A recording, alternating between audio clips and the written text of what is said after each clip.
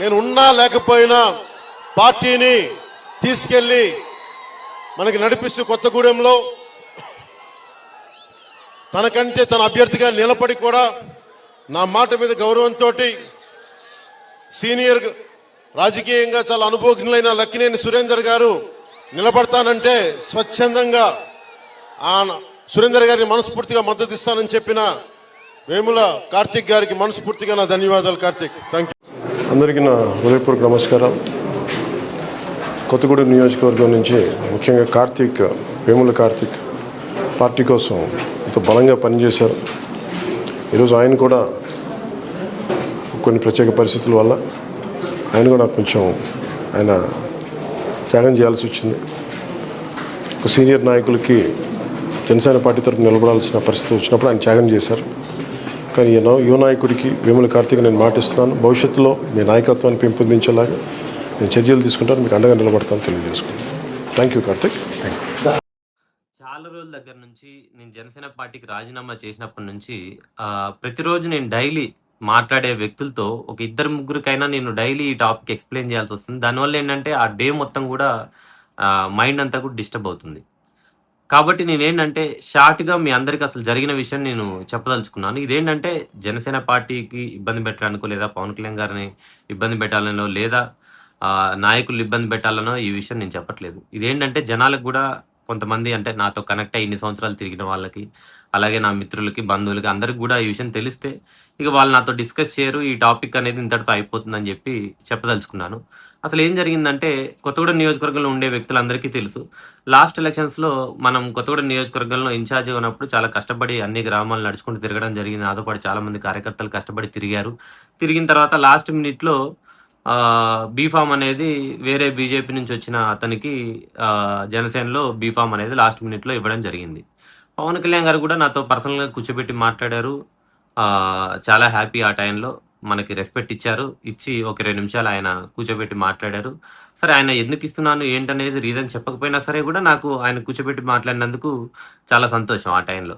దాని తర్వాత కూడా పవన్ కళ్యాణ్ గారు మీటింగ్కి వచ్చేటప్పుడు కూడా కారులో బాధపడ్డారని చెప్పని మనోహర్ గారు కూడా చెప్పారు, ఈ సీట్ కార్తిక్ ఇచ్చి ఉండాల్సింది అని చెప్పని మనోహర్ గారు కూడా చెప్పడం జరిగింది. నాతో ఫోన్ చేసి కూడా ఎలక్షన్ టైంలో బాధపడడం కూడా జరిగింది. ఆయన కూడా మిస్టేక్ జరిగిపోయింది కార్తిక్ అని చెప్పని. దాని తర్వాత ఎలక్షన్స్ అయిపోయి ఆ క్యాండిడేట్ మన పార్టీ వదిలేసి 4 రోజుల గ్యాప్లో వెళ్ళిపోయాడు. అతను జనసేన వదిలేసి వెళ్ళిపోయిన తర్వాత నెక్స్ట్ ఇప్పుడు మళ్ళీ మనము మైండ్ సెట్ చేసుకొని ఇప్పుడు సర్పంచ్ ఎలక్షన్స్, మున్సిపల్ ఎలక్షన్స్ ఇవన్నీ కూడా మళ్ళీ మనం తిరిగి కష్టపడి తిరిగి ఒక 14 మందిని నించోబెట్టి పార్టీని డెవలప్ చేయడానికి మనమంతా కూడా వాస్తవం చెప్పాలంటే జనసేన పార్టీలో ఫస్ట్ నుంచి ఉన్నది కూడా మిడిల్ క్లాస్ వాళ్ళు, నార్మల్ వ్యక్తులు. నేను కూడా మీలాంటి ఒక సామాన్యున్నే. సో మనం కష్టపడి తిరిగి చేసాము. చేసిన తర్వాత ఇప్పుడు ఏమైపోయిందంటే ఇప్పుడు మళ్ళీ ఇంకొక కొత్త వ్యక్తిని తీసుకొని వస్తున్నారు. కానీ లాస్ట్ టైం నేను అంత కష్టపడి తిరిగిన తర్వాత కూడా పవన్ కళ్యాణ్ గారు చెబితే ఒక మాట తృణప్రాయంగా కూడా మనం వదిలేసాం ఆఖరి నిమిషంలో కూడా దాన్ని. సరే, ఏదైతే అయింది. నన్ను అప్పుడే ఇండిపెండెంట్గా ఏమని చాలామంది చెప్పారు. కానీ నేనేంటంటే పార్టీకి ద్రోహం చేయొద్దు, మనం నమ్ముకుని ఉన్నాం పార్టీని అని చెప్పని పార్టీకి లాయల్గా ఉన్నాము. సరే, పోటీ చేశాడు, ఆయన వెళ్ళిపోయాడు. బట్ ఇప్పుడు ఏంటంటే కనీసం ఈ వ్యక్తి జాయిన్ అయ్యేటప్పుడు ఒక్క మాట కూడా చెప్పలేదు నాకు. అయితే తెలంగాణ ఆవిర్భావ దినోత్సవం రోజు సడన్గా నేను ఆ వ్యక్తి పోస్టర్లు చూశాను. చూసినప్పుడు పార్టీలో ఉండే ఒక పెద్ద వ్యక్తికి నేను పక్కన అంటే ఆయనకే నేను ఫోన్ చేసి అడగగలుగుతాను, కానీ ఆయన పక్కన ఉండే ఒక వ్యక్తికి నేను ఫోన్ చేసి ఇది కరెక్ట్ కాదు, మీరు ఇన్ఛార్జ్కి ఒక మాట అయినా చెప్పాలి కదా, చెప్పకుండా ఎలా జాయిన్ చేస్తారు ఏంటిదని చెప్పని అడిగాను. అడిగినప్పుడు తను ఏం చెప్పాడంటే, అన్న స్టేట్లో బోల్డ్ మంది జాయిన్ అవుతారు, జాయిన్ అవుతూ ఉంటే ఎవరికని చెప్తారు ఏంటిదని చెప్పన్నారు. ఇది కరెక్ట్ కాదు, సార్ నోటీస్లో ఉంది కదా, సార్ కూడా ఈ కాన్స్టిట్యున్సీ గురించి చాలా లాస్ట్ టైం ఫీల్ అయ్యారు కదా, మీకు తెలుసు కదా ఈ విషయం, ఒకసారి చెప్పుండాల్సింది కదా నాకు కూడా అని చెప్పని అడిగాను. నేను అడిగిన తర్వాత నెక్స్ట్ డే అతన్ని ఆ రోజు మీటింగ్ క్యాన్సిల్ అయింది కదా, మీటింగ్ క్యాన్సిల్ అయిన తర్వాత అతను తీసుకుని వెళ్ళి సార్ వాళ్ళ ఇంటి దగ్గర జాయిన్ చేశారు. సరే, జాయిన్ చేసేటప్పుడు ఓన్లీ రాష్ట్ర నాయకులు మాత్రమే ఉంటే మనం ఓకే, వాళ్ళ పరిధిలో చేసుకున్నారు, మిగతా వాళ్ళు ఎవరిని పిలవదలుచుకోలే వాళ్ళు అనుకున్నాం. అట్లా కాకుండా మా జిల్లా నుంచి కొంతమంది ఉన్నారు, వేరే వాళ్ళు కూడా ఉన్నారు. మనం అడిగిన తర్వాత కూడా మనని తీసుకుపోలేదు, సార్తోనే కండవా కప్పించేశారు. తర్వాత నాకు మా జిల్లా నుంచి ఒక పర్సన్ ఫోన్ చేసి నాకు ఆయన టచ్‌లోకి వచ్చారు. కొత్తగూడెంలో మీటింగ్ పెట్టుకోవడానికి పైన పర్మిషన్ ఇచ్చారు. పర్మిషన్ తీసుకున్నారు వాళ్ళు. మనం జిల్లా స్థాయిలో మీటింగ్ పెడుతున్నాము. అదే మన ఖమ్మం జిల్లాకు సంబంధించి అని చెప్పడం జరిగింది. ఇక నాకు ఇంకా బాధ అనిపించింది. మనల్ని సార్ దగ్గర మనకి గౌరవంగా చెప్పకి పోగా మనకేంటంటే కనీసం ఇంకా వాళ్ళంతట వాళ్ళు పర్మిషన్లు ఇచ్చేసి తిరగమని చెప్తే ఇంకా మనం ఎందుకు అనే ఫీలింగ్ వచ్చింది. న్యాచురల్‌గా ఇప్పుడు నా పొజిషన్‌లో ఎవరున్నా కూడా అలాగే అనిపిస్తది. మీరొకసారి ఆలోచించండి. మనమేం అక్కడ మన సీటు కావాలని లేదు, ఏమనలేదు. మినిమమ్ రెస్పెక్ట్ అనేది నేను కోరుకున్నాను. కానీ నేను తర్వాత ఇక నా మనసు బాధ అనిపించి నేను ఇంటర్నల్‌గా మాకుండే గ్రూప్‌లో రాజీనామా చేస్తున్నా అని చెప్పేశాను. చెప్పేసిన తర్వాత అప్పుడు వాస్తవంగా జెన్యూన్‌గా చెప్పాలంటే party vice president Mahender Reddy అన్న గారు నాకు తెలిసి ఎవరికీ ఫోన్ చేయరు. ఆయన నాకు కాల్ చేశాడు. చాలా హ్యాపీ. అలాగే ఇంకా రాజలింగం అన్న గారు ఆయన ఎప్పుడు నాతో మంచిగా ఉంటారు. ఆయన కూడా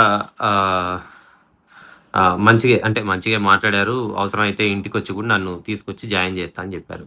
అలాగే శంకర్ అన్న గారు ఒక మిస్డ్ కాల్ ఇచ్చి వదిలేశారు.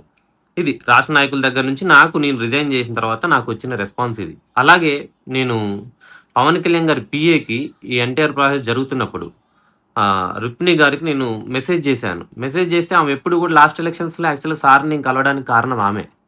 బట్ ఈ ఎలక్షన్స్ తను కూడా రెస్పాండ్ కాలేదు. నేను ఇలా జరుగుతుందండి మళ్ళీ చెప్పకుండా చేస్తున్నారు అని అన్నాను. ఇక ఆమె కూడా రెస్పాండ్ కానప్పుడు ఇంకా నేను చేయాల్సింది ఏముంటుంది చెప్పండి నా పరిస్థితిలో ఉన్నప్పుడు. ఇంకా ఆత్మగౌరవం చంపుకొని మనస్సాక్షి చంపుకొని ఉండాల్సిన అవసరం లేదనిపించింది. ఇక ఈ విషయాలన్నీ మీకు ఎందుకు చెప్తున్నా అంటే నాకు జనసేన పార్టీకి అందులో ఉన్న నా మిత్రులందరూ కూడా చాలా మంచిగా ఎదగాలి, వాళ్ళ పార్టీ గ్రో అవ్వాలి. బట్ ఏంటంటే నేను జనాలకి చెప్పకపోతే ఏంటంటే రీజన్ ఏంటిదని నాకు డైలీ కూడా ఇదే టాపిక్ అయిపోతుంది. పవన్ కళ్యాణ్ గారు, ఇదే నా సూటి ప్రశ్న. 2009లో మీ అన్నయ్య గారు చిరంజీవి గారు ప్రజారాజ్యం పార్టీ పెట్టి ఆ రోజు సీట్లు అమ్ముకున్నారని ఆరోపణలు అపవాదాలు చాలా ఉన్నాయి. దాని తర్వాత యువసేనగా పనిచేసిన మీరు ఆ రోజు కాంగ్రెస్ నాయకుల్ని పంచలోడదీసి కొడతాను అని చెప్పి మీ అన్నయ్య గారు కాంగ్రెస్ పార్టీలో విలీనం చేసి దాదాపుగా 294 మందిని నిండా ముంచారు అని చెప్పి చాలా అపవాదాలు ఉన్నాయి. దాని తర్వాత మీ కుటుంబాన్ని ఎవరు నమ్మరని చెప్పి మీకున్న ఫ్యాన్ బేస్ని యూజ్ చేసుకొని జనసేన పార్టీ అని పెట్టారు. ఆ రోజు యువతని ప్రేరేపించి యువతని రెచ్చగొట్టి రాజకీయాలు చేయడానికి డబ్బు అవసరం లేదని చెప్పి మీ పార్టీకి ఒక గుర్తింపు వచ్చిన తర్వాత ఈరోజు 12 సంవత్సరాలుగా వాడుకున్న ఒక వేముల కార్తిక్ అనే వ్యక్తిని ఈరోజు మీ పార్టీ నుంచి పక్కకు జరిపి మీ సామాజిక వర్గానికి చెందిన వారికి మాత్రమే, డబ్బులున్న వారికి మాత్రమే సీట్లు ఇస్తూ మీరు ఏం సందేశం ఇద్దామనుకుంటున్నారు? రాజకీయాలు చేయడానికి డబ్బులే అవసరం లేదు అని చెప్పిన మీరు ఈరోజు వేముల కార్తిక్ అనే ఒక వ్యక్తిని, ఆ ఒక వ్యక్తే కాదు మీ పార్టీ నుంచి వెళ్ళిపోయిన వాళ్ళు కూడా చాలామంది ఉన్నారు. మీ పార్టీలో జనాలకి సేవ చేయడం కోసం, రాజకీయంగా సేవ చేయడం కోసం వచ్చిన ఎంతోమంది యువత ఇది రాజకీయమా, ఇది పార్టీయా అని చీకొట్టి వెళ్ళిపోతున్న వారికి మీరు ఇచ్చే సందేశం ఏంటి? గతంలో జరిగిన మిస్టేక్సే మళ్ళీ ఇప్పుడు మీరు రిపీట్ చేస్తున్నారు.